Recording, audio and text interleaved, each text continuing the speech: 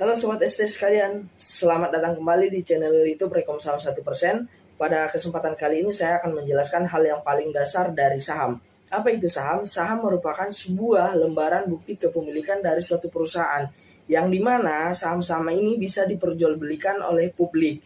Saham-saham yang bisa diperjualbelikan oleh publik adalah saham-saham yang sudah listing di bursa.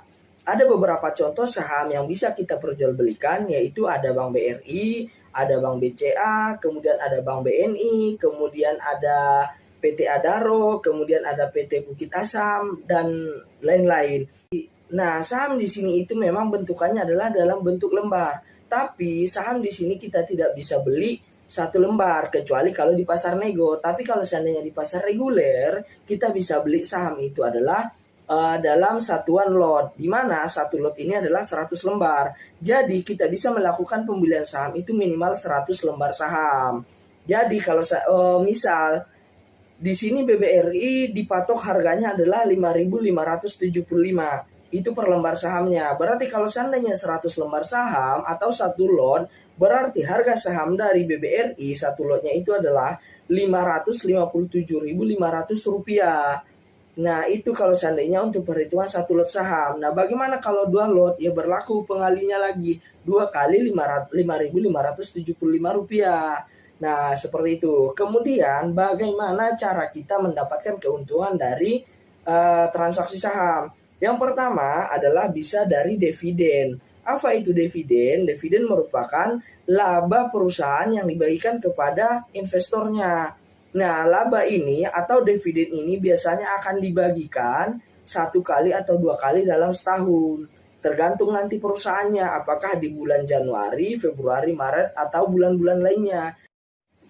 Seperti contohnya pada bulan Januari, BRI itu membagikan dividen itu sebesar Rp57 per lembar sahamnya. Kalau seandainya kita punya satu lot, berarti 57 kali 100, berarti kita mendapatkan 5.700. Kemudian di bulan Maret dia juga membagikan dividen itu sebesar Rp231. Berarti di tahun 2023 kalau seandainya kita punya saham dari si BRI, maka kita akan mendapatkan dividen sebesar Rp288.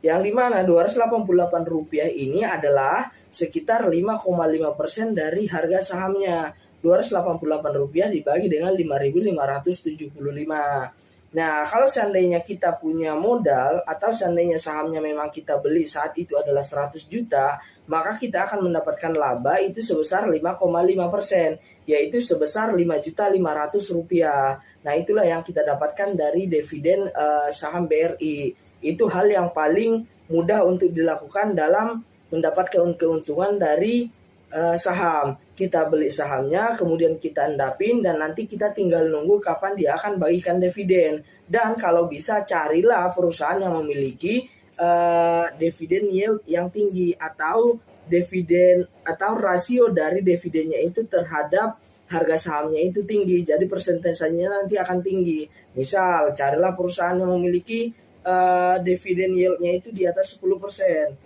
Berarti kalau seandainya kita membeli sahamnya sebesar 100 juta, maka kita akan mendapatkan keuntungan 10 juta.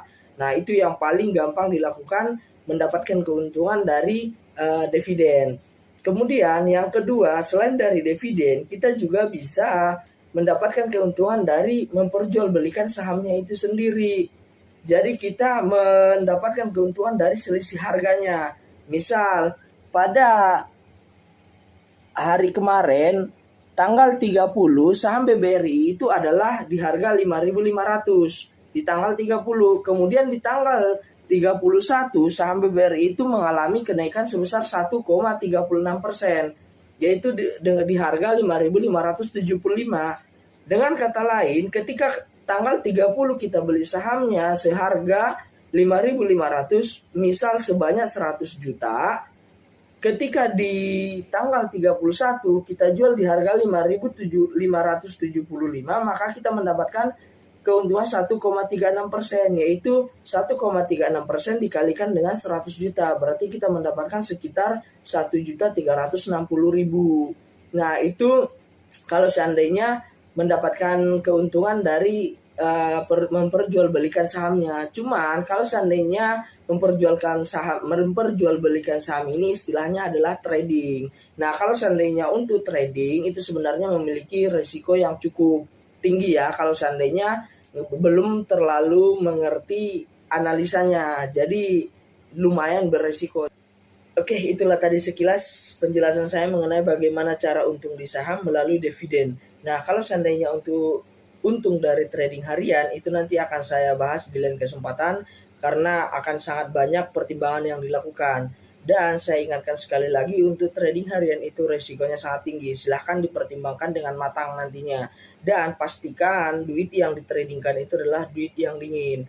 Oke, cukup sekian dulu untuk kali ini. Semoga apa yang saya sampaikan bisa bermanfaat untuk kita semua. Sekian dari saya, salam.